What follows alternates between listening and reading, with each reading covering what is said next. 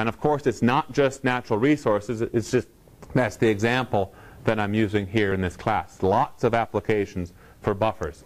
Another application for you in more the municipal world, geomatics type of thing, is, as you know, I've been involved with the Idaho real-time network for GPS.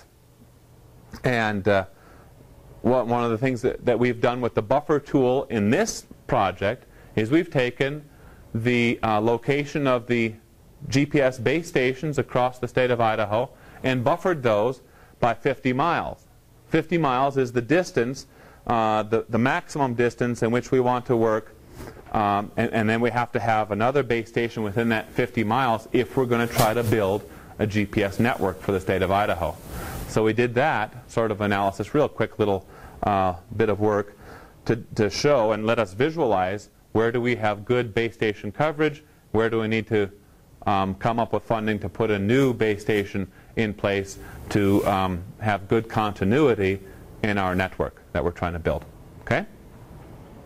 Note also that the buffer does not use any overlay methods. When we do a buffer, there's no overlay involved with that. There's the buffer tool that we use inside of ArcGIS. It's not very difficult to calculate or to fill it out.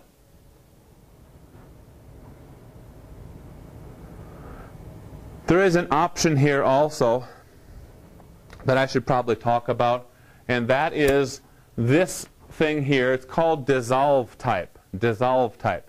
And we can tell it to dissolve or not, first of all. We can decide no dissolves should happen, which means that when we take this input and buffer it by 25 miles,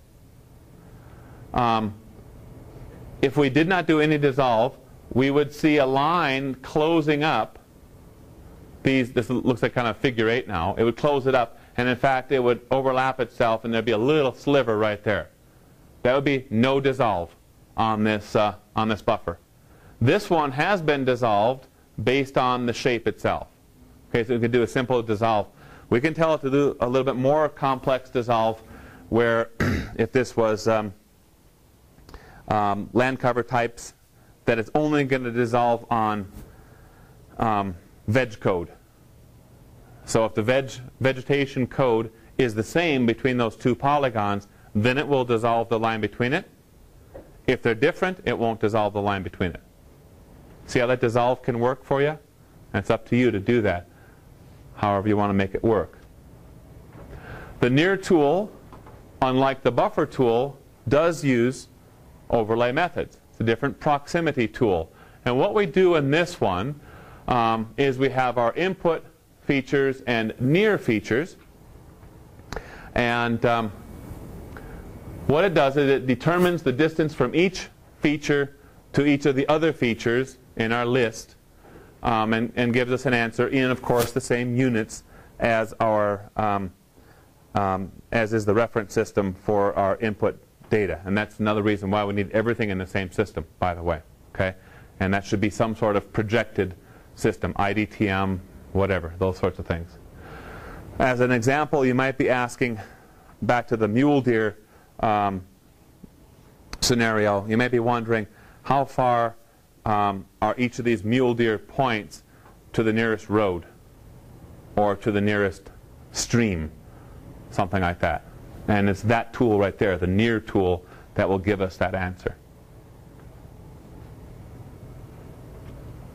What about rasters?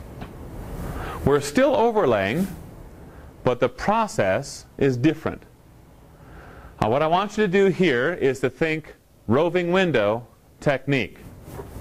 Let me walk you through this so you understand what we mean by the term roving window. Here we have our input layer, and it is a slope layer that was derived from a digital elevation model. Each of these values represent the percent slope at each of the pixels. We have an expression here that we want to find all the pixels that have a slope greater than 15. And then what we're going to get as our output is a new raster layer that we've decided to call steep slopes. Roving window typically starts in the upper left corner and moves either in a row-wise fashion or a column-wise fashion in its analysis. So upper left corner would be this one. We're going to ask, does this pixel value 13 satisfy this expression? The answer is no. And no in a numeric world is a 0, false, Boolean. Then we move, let's say in a row-wise fashion, to the next pixel, ask the same question, is it greater than 15? Yeah, this one is, to 1. We keep going like this until we get all the way through the input layer and have created a finalized output layer. Zeros and ones, trues and false. Satisfies or does not satisfy this expression. See that? That's roving window technique. It's used all the time in raster analysis. Okay, over and over again with all different sorts of questions. Think map arithmetic, aka map algebra. And we use the Raster Calculator to accomplish this. We can use either relational operators or arithmetic operators. Relational, aka logical operators. You'll see it written in different ways, different pieces of software, different literature. You should be aware of both. Logical operators, same as relationals. You have relationals as an example. You have things that are equal to, not equal to, less than or equal to, so on and so forth, right? Arithmetic, pretty straightforward. Plus, minus, divide, all these good things. Sine, cosine, that's all arithmetic. So instead of intersect, it's a logical AND operator. Instead of intersect, it's the logical AND operator. See how that works? What if we decide, for the fun of it, we will not use logical operators? Well, it's maybe not for the fun of it. There are, if you're using Idrisi can do logical operators, or it can do mathematical arithmetic operators. You cannot take an expression that's a combination of logicals and arithmetics and run them at one time. You'd have to do one part and then do another part. So sometimes you have to think, okay, I've got this expression I want to run. If you're using Idrisi or some other software that supports one type of operation or the other, and you say, well, this part I know I've got to do with mathematics. How can I turn some of these logicals into a mathematical operation? So that's my question for you. An intersect is a logical AND operator, but how can we turn that into an arithmetic or mathematical operator? Two input layers, let's say. If we want to do essentially the intersect, and we say this layer and that layer, we get all the data from both of them, right? How would we do it mathematically? Isn't that just an addition? Yeah, addition. Add them together. Plus. Union is the logical OR operator. How would we do it there? Let me make this one easier for you. Let's say we have the output of our previous slide, which was steep slope areas. Okay, that's one of our input layers. And the other layer that we want to have in there is a raster burned area. What maybe it was you could visualize as a polygon. Well, it's a raster of normalized burn ratio, fire severity. Okay, if we want to union those two together, essentially to see where we might have had high severity and steep slopes. Okay, we could do a, well, if we just bring those together, we could do the AND operator, right? If we want to find the union of steep slopes and it was burned, we could do the OR type of operator. How could we do it mathematically, though? And this is a nice trick in the raster world. So we multiply. When you have that Boolean layer out there, ones and zeros, and then you multiply it by something else with real type of data in it, everything that you're not interested in happens to be a 0. And everything that you are interested in happens to be a 1. When you multiply by 1, you know. You carry forward that value of whatever you're multiplying it by, right? And whenever you multiply fire severity by 0, it's wiped out. You mask it out. It's no longer part of your analysis. It's gone. That's a neat little trick to think about using whenever you're doing stuff in the raster world, is to leverage those Boolean layers as masks, as however you want to make use of them.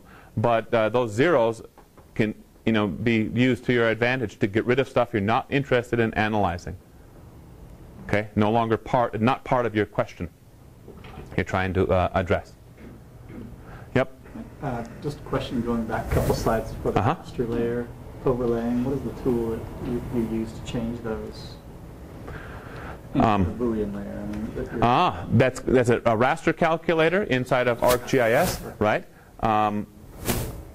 Using a logical expression or relation, or if you're using a DRESI. Yeah, right. That's right. Yep. And of course, if you're using a DRESI, then they call it the image calculator. Very, very similar tools. The near tool in something like a DRESI is the equivalent there is called the distance tools. The distance tool. So there's a little bit different terminology, but very, very similar type of things for us. A little bit more on that stuff later, though. Let's apply this. It says here. We're going to just kind of visualize this. Let's find all surface water features. All surface water features within 500 meters of a fire. Our cartographic model is this. Fires, polygon. You can visualize that, right? Could even be as simple as one fire. And then we have a surface water layer that happens to be called hydro. That's our input data. What are we going to do with this thing? Well, first of all, we're going to take fires. We decide to buffer this one by that 500 meters. And the output layer there is going to be called buff-fire or buff_fire. Then we intersect it with hydro. And that's our solution. Right? Pretty straightforward, isn't it? Not too difficult. Well, do you agree? Pretty straightforward? Yeah, not too bad? Do the steps make sense? In other words, did you grasp those spatial concepts? Why we did what we did? Yep, go ahead. Why would you use a buffer instead of the clip? Buffer instead of the... Well, we said... Let's go back a little bit here. The question that we had was find all surface water features within 500 meters of a fire. Right? Okay. And then the buffer, you see why we have to use a buffer. I think you're asking why do we use intersect instead of clip. Yeah, we could have done a clip here.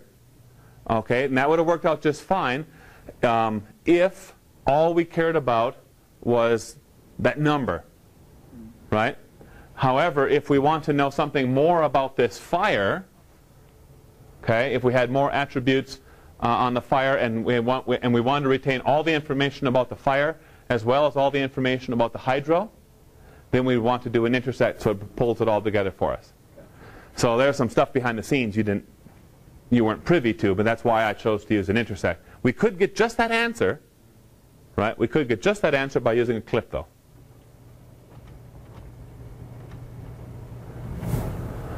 Little follow-up. How many miles of stream met the analysis criteria? You're saying, what? You didn't ask this originally. So visualize, if you will, that stream feature class. What is the